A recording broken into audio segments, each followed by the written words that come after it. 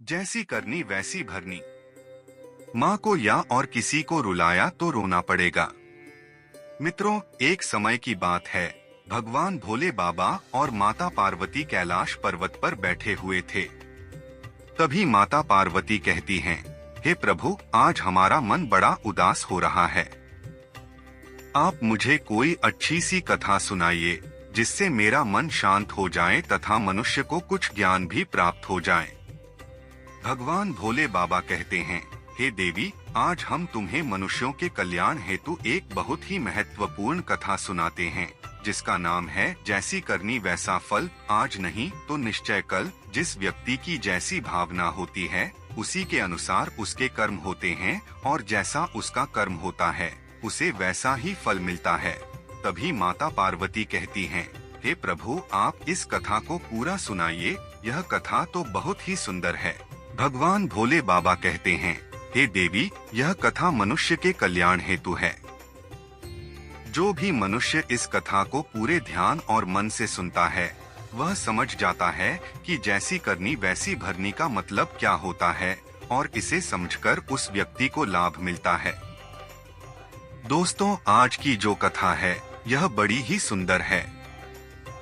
इसे सुनने के बाद मनुष्य को कर्मों का फल कैसे मिलता है पता चल जाएगा।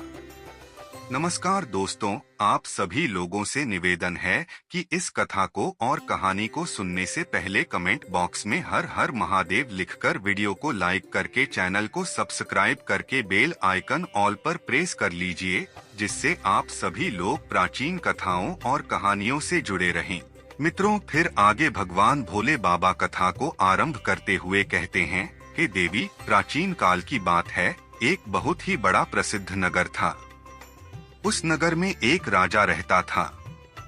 वह राजा जब धीरे धीरे बूढ़ा होने लगा तो उसकी रानियां उसकी उपेक्षा करने लगी। राजा रानियों की उपेक्षा को बर्दाश्त नहीं कर सका और वह चिंतित रहने लगा। एक दिन उसने अपने वैद्य को बुलवाया और उस वैद्य से कहा, हे वैद्यराज, क्या आप कोई इस तरह की दवाई तैयार कर सकते हैं जो मेरी खोई हुई जवानी को वापस ला सके। वैद्य ने सोचा, यह राजा तो बड़ा ही मूर्ख है। यह फिर से जवान होना चाहता है।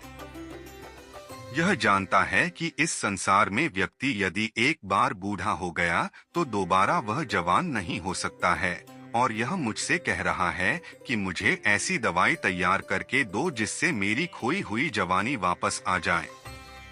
यह राजा जब इतना मूर्ख है तो इससे धन ऐंठना कोई बुरी बात नहीं है। इसीलिए मैं कोई ऐसी तरकीब लगाता हूँ जिससे यह राजा मेरे ही जाल में फंस जाए। मित्रों, उस वैद्य के मन में राजा के प्रति जो भावना थी वह अच्छी नहीं थी। वह उससे धन ऐंठना चाहता था और राजा की मूर्खता पर उसका राज्य भी हड़पना चाहता था। वैद्य ने कहा, राजन, दवा तो मैं तैयार कर सकता हूँ और उस दवा से आपको पूरी तरह से लाभ भी होगा, लेकिन इसके लिए आपको मेरे द्वारा बताई गई सारी बातें माननी होंगी और उनका पालन भी करना होगा। राजा ने पूछा, कौन सी बातें? वैद्य ने कहा, इसके लिए आपको करीब 1 साल तक तहखाने में रहना होगा।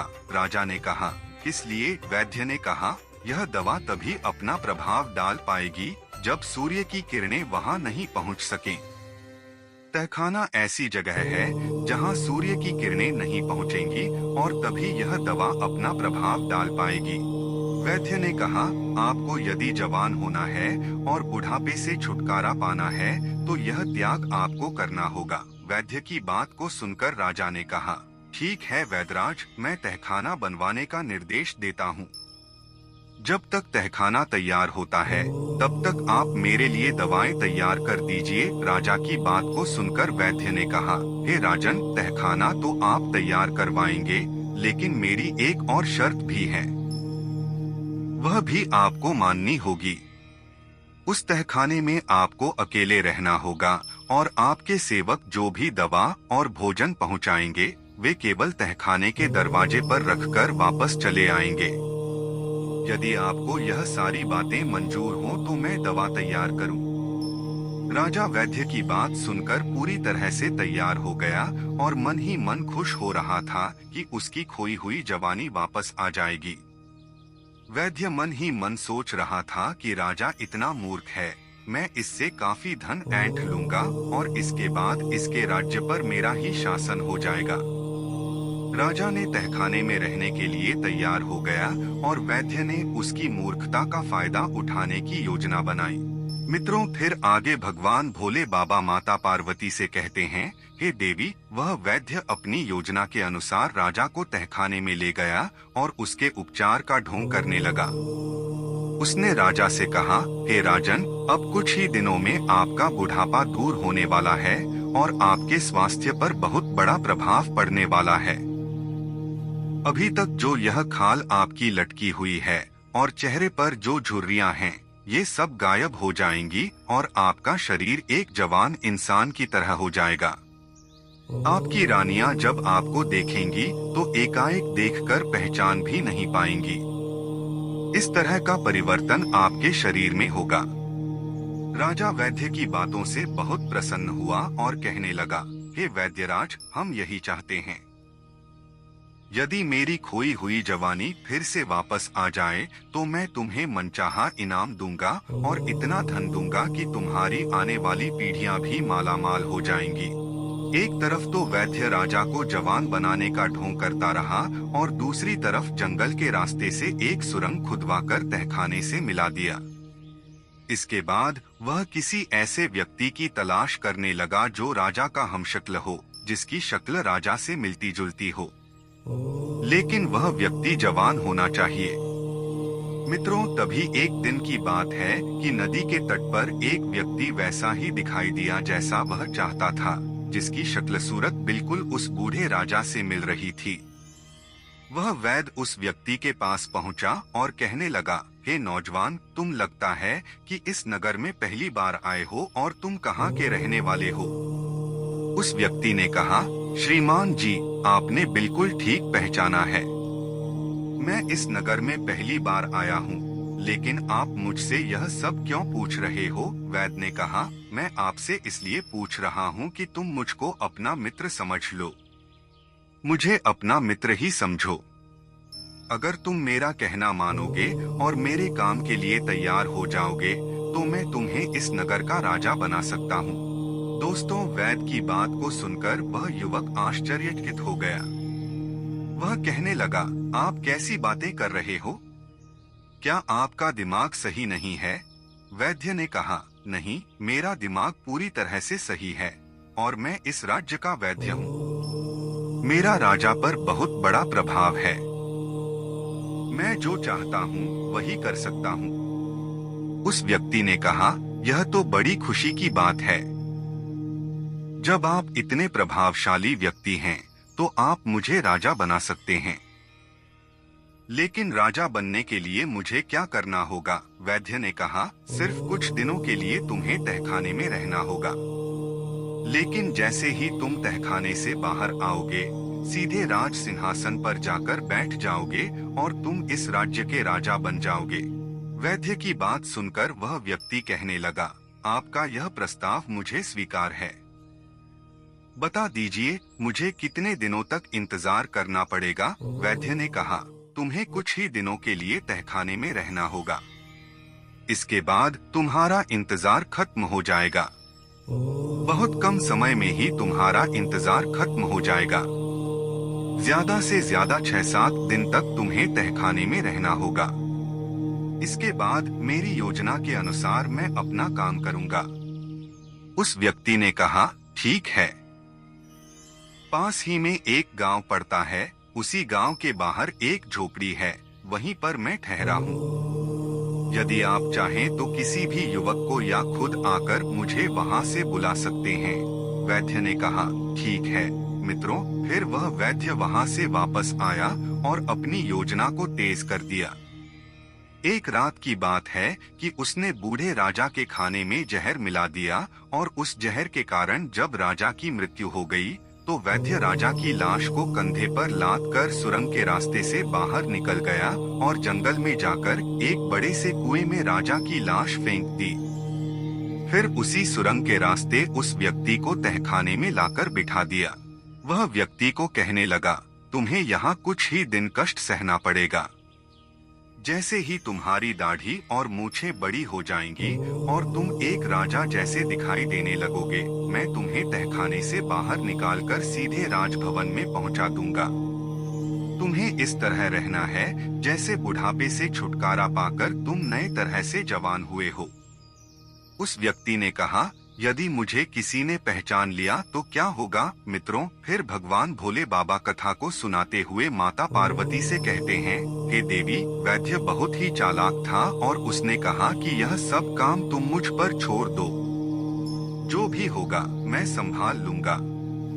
तुम्हें सिर्फ इतना करना है कि मैं जो भी कह रहा हूँ, जैसा भी कह रहा हूँ, उसी के अनुसार चलना है। उस व्यक्ति ने कहा, ठीक है, आप जैसा कहेंगे या आप जैसा कह रहे हैं, मैं वैसा ही करूंगा। इसके बाद वैद्य वहां से निकलकर राज दरबार में पहुंचा और जो भी वहां के मंत्री और सभासद थे, उन सब के पास पहुंचकर कहा, आप सभी के लिए एक बहुत खुशखबरी की बात है। मेरी दवाओं ने महाराज के ऊपर ऐसा असर किया है कि महाराज फिर से जवान हो गए हैं। कल वह महल में आएंगे और आप लोग उनके स्वागत के लिए तैयार रहना। फिर वहां के मंत्रीगण कहने लगे, हम अपने राजा के नए रूप का भरपूर स्वागत करेंगे। फिर वैद्यराज सीधा रानियों के दरबार में पहुंच गया और वही बात उन दोनों रानियों से भी कही। इस बात को सुनकर दोनों रानियां प्रसन्न हो गईं और उन्होंने वैद्य को बहुत सारा धन निकाल कर दे दिया। योजना के अनुसार अगले ही दिन वैद्य तहखाने से उस व्यक्ति को लाकर सिंहासन पर बिठा दिया। फिर उस नए राजा को सभी रानियां और वहां के मंत्री देखकर हैरान हो जाते हैं, क्योंकि वह राजा बिल्कुल एक युवा पुरुष दिखाई देने लगा था। फिर भी उनकी दोनों रानियां और उनके मंत्री इस बात से सहमत हो गए कि यही उनके राजा है। इतना ही नहीं, वैद्य ने राजा बने युवक से यह भी कहा, राजन, आपका जो पुराना नाम था वह अब बदल दीजिए, क्योंकि अब आपका शरीर भी नया हो गया है, इसलिए आपका नाम भी नया होना चाहिए। उस व्यक्ति ने कहा, वैद्य जी, आपसे अच्छा नाम और कौन रख सकता है? जब आपने मुझे बुढ़ापे से जवान बना दिया है, तो आप एक अच्छा सा नाम सोचकर रख दीजिए। फिर वैद्य ने जो भी नाम राजा का रखा, वह सभी को पसंद आया और सभी ने उसकी सराहना की। अब एक नए नाम से वह राजा प्रसिद्ध हो गया था। उसी नए नाम से उस राजा की राजमहल में जय जयकार होने लगी। कुछ दिन तो राजा और वैद्य दोनों एक दूसरे के इशारों पर चलते रहे, लेकिन जब परिस्थितियां उसके अनुकूल हो गईं और सब कुछ सामान्य हो गया, तो उसने वैद्य की उपेक्षा करना शुरू कर दिया। यह देखकर वैद्य बड़ा दुखी हो गया। एक दिन उसने एकांत में राजा से कहा, राजन, सिंहासन प्राप्त करते ही आपने मेरी उपेक्षा करना शुरू कर दिया। आपको याद है कि क्या वचन आपने मुझसे दिया था? राजा कहने लगा, कैसा वचन? कैसी वचन की बात कह रहे हो? वैद्य ने कहा, मैं उसी वचन की बात कह रहा हूँ जो आपने मुझसे पहले वादा किया था। आप भविष्य में राजकाज मेरे ही आदेश के अनुसार चलाएंगे, लेकिन आप तो मुझसे कुछ भी नहीं पूछते हैं। राजकार्य तो अब मंत्रियों के परामर्श से ही चलाते हो। फिर वैद्यराज से राजा ने कहा, तुम वैद्यराज हो, मंत्री नहीं, इसलिए तुम्हारा परामर्श लेना मेरे लिए आवश्यक नहीं है। यह सुनकर वैद्य क्रोधित हो गया और चेतावनी भरे कड़े स्वर में कहने लगा, हे राजन, यह मत भूलिए कि इस सिंहासन पर मैंने आपको प्रतिष्ठित किया है। मेरे ही प्रयास के कारण आप इस राज के राजा बने हुए हो। सिंहासन पर बैठे उस व्यक्ति ने कहा, तुम झूठ बोल रहे हो। तुम कैसी बातें कर रहे हो? तुम मुझे राज सिंहासन पर बैठाने वाले कौन होते हो? यह राज सिंहासन मैंने अपने पूर्व जन्म के कर्मों से प्राप्त किया है। मैंने अच्छे कर्म किए, त्याग किया, तपस्या की और उसी का प्रमाण है कि मैं आज राजा बना हुआ हूँ। यह सिंहासन हमको अपने पूर्व जन्मों के तप और त्याग के फलस्वरूप प्राप्त हुआ है। तुम कैसी बातें कर रहे हो? ने कहा कि समय आने दो, सब कुछ पता चल जाएगा और इसका प्रमाण भी तुम्हें मिल जाएगा कि मैंने कैसे अपने पूर्व जन्म के कर्मों के अनुसार इस राज्य के सिंहासन को प्राप्त किया है। राजा की बात को सुनकर वैद्य बड़े ही सम्मानित मन से वहां से चला गया। वह मन ही मन राजा को कोसने लगा कि धोखेबाज धूर्त कहता है, मेरे पूर्व जन्म के तप के स्वरूप या सिंहासन मुझे मिला है। समय आने दो, मैं देख लूंगा कि तेरे तप और त्याग का कैसा तुमको परिणाम मिला है। धीरे धीरे समय बीतता गया। एक दिन राजा नाव में विहार करने के लिए अपने मंत्री और उस वैद्य के साथ नदी के किनारे पहुंचा। वहां उसने नदी के जल में बहते हुए 5 कमल पुष्प देखे। फिर उसने आदेश देकर कि वह 5 फूल नदी में से निकलवाए। फिर ध्यान से उन्हें देखता हुआ कहने लगा, आश्चर्य, यह फूल तो बिल्कुल सोने के लगते हैं। जीवन में मैंने कभी इतने अद्भुत कमल के फूल नहीं देखे। मंत्री ने भी राजा की सहमति जताई, ऐसे फूल तो मैंने पहली बार देखे हैं। देखिए तो इनमें कैसी सुंदर पीली पीली किरणें निकल रही हैं। इन्हें तो आपको अपने सरोवर में लगवाना चाहिए। राजा ने वैद्य की ओर इशारा करते हुए कहा, वैद्य राज, आप तो वनस्पति शास्त्र के बहुत ही गहरे जानकार हैं। बहुत सी जड़ी बूटियों को आप देखते ही पहचान लेते हैं कि यह कौन सी जड़ी बूटियां हैं। जाकर के उस स्थान का पता तो लगाइए जहां से यह फूल नदी में बहकर आए हैं, और यदि हो सके तो इनके कुछ बीज भी ले आइएगा। मैं इन्हें अपने सरोवर में लगवाना चाहता हूँ। कोई और अवसर होता तो वैद्य जाने से इनकार कर देता, किंतु इतने मंत्रियों की उपस्थिति में वह कैसे इनकार कर सकता था। यदि इनकार करता तो उसकी योग्यता पर प्रश्न चिन्ह लग जाता। सब यही सोचते कि इस वैद्य को वनस्पति शास्त्र का कोई भी ज्ञान नहीं है। यह वैद्य तो केवल पाखंडी है और बड़ी बड़ी हकता रहता है, इसे कुछ भी मालूम नहीं है। इस तरह से कि उसकी हंसी ना हो जाए, यही सोचकर के वह वैद्य तैयार हो गया। नदी के बहाव के विपरीत दिशा में चलता हुआ वैद्य उस नदी के उद्गम स्थल पर पहुंचा, जहां उसने एक बहुत पुराना मंदिर देखा जो खंडहर में तब्दील हो चुका था। उस मंदिर का अधिकतर हिस्सा ध्वस्त हो चुका था। सिर्फ वही कक्ष कुछ अच्छी हालत में बचा हुआ था, जिसमें भगवान शिव की मूर्ति थी। भगवान शिव की मूर्ति को देख करके उस वैद्य ने भगवान शिव को प्रणाम किया। फिर उससे कक्ष बाहर निकल करके मंदिर के प्रांगण में पहुंचा और इधर उधर निगाह दौड़ाने लगा। तभी उसकी निगाह एक बरगद के वृक्ष पर पहुंच गई। वह बरगद का पेड़ बहुत ही विशाल था। नदी के किनारे वह उगा हुआ था। उसकी कुछ शाखाएं तो नदी के जल के ऊपर फैली हुई थी। तभी उसकी नजर वृक्ष की एक शाखा पर लटके हुए एक मानव के कंकाल पर जाकर के अटक गई। नर कंकाल बरगद की एक मोटी सी शाखा पर लटका हुआ था।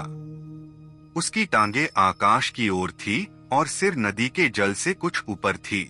फिर वैद्य उस नर कंकाल के समीप गया और वह सोचने लगा कि यह कैसा कंकाल है और किसका है और क्यों विपरीत अवस्था में लटका हुआ है।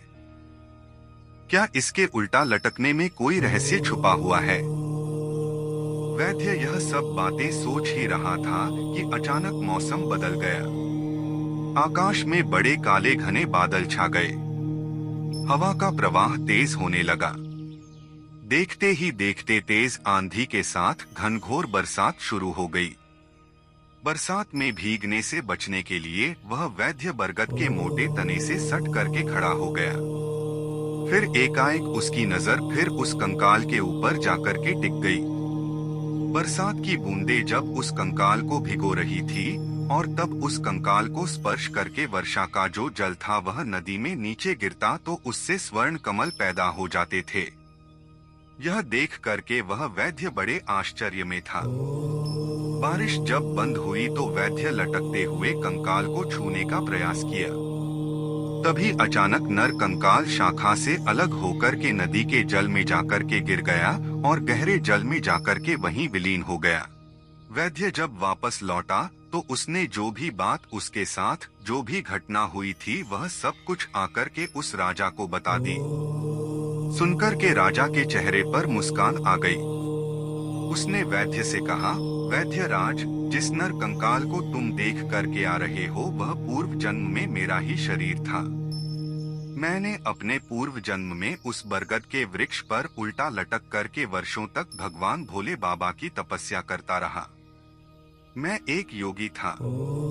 तपस्या के दौरान ही मेरी मृत्यु हो गई थी।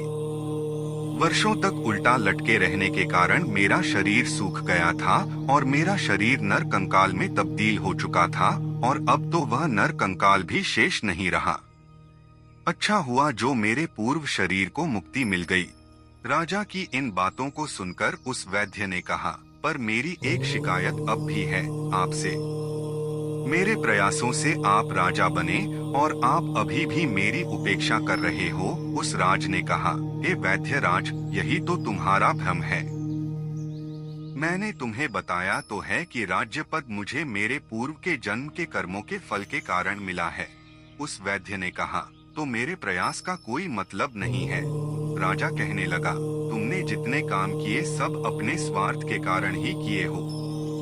मैं तो तुमसे कुछ ऐसी बातों को भी जानता हूँ जिनके कारण मैं तुम्हें सूली पर भी चढ़ा सकता हूँ, लेकिन मैं ऐसा नहीं करूँगा, क्योंकि तुमने मेरे साथ जो भी किया है और किसी के साथ जो भी किया है उसका फल तो तुम्हें ईश्वर देगा। यह सुनकर के वैद्य जो था वह भय से कांपने लगा। राजा ने जब उसे कांपते हुए देखा तो वह कहने लगा, डरने की कोई बात नहीं है। विश्वास रखो कि मैं तुम्हें सूली पर लटकाने का आदेश नहीं दूंगा, क्योंकि मैं जानता हूँ जन्म मरण हानि लाभ यह सब कुछ भगवान की इच्छा से ही होता है। अपने पूर्व जन्म के कर्मों का फल मैं इस जीवन में राजा बनकर भोग रहा हूँ। तुम अपने कुछ कर्मों का फल अगले जन्म में भोगो। हो सकता है कि इस जन्म में ही तुम्हारे जो कुकृत्य हैं उसका फल तुम्हें भोगना पड़ेगा। अब जाओ, तुम उस दिन का इंतजार करो कि जब तुम्हें तुम्हारे कर्मों का फल लौटकर मिलेगा। मित्रों, फिर आगे भगवान भोले बाबा माता पार्वती से कहते हैं, हे देवी, उस राजा की इन बातों को सुनकर के वह वैद्य बड़ा उदास हुआ और वहां से चला गया और अपने घर में जाकर के पलंग पर लेट गया। समय बीतता रहा। राजा का कहा हुआ सही हो गया। कुछ दिनों के बाद वह जो वैद्य था वह जंगल में जड़ी बूटियां ढूंढने के लिए गया। संयोग से वह उसी कुएं के पास पहुंच गया जहां उसने उस वृद्ध राजा की लाश को कुएं में फेंका था।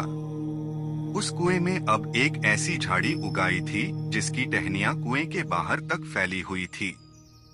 उन टहनियों में पीले रंग के बड़े ही सुंदर फूल खिले हुए थे।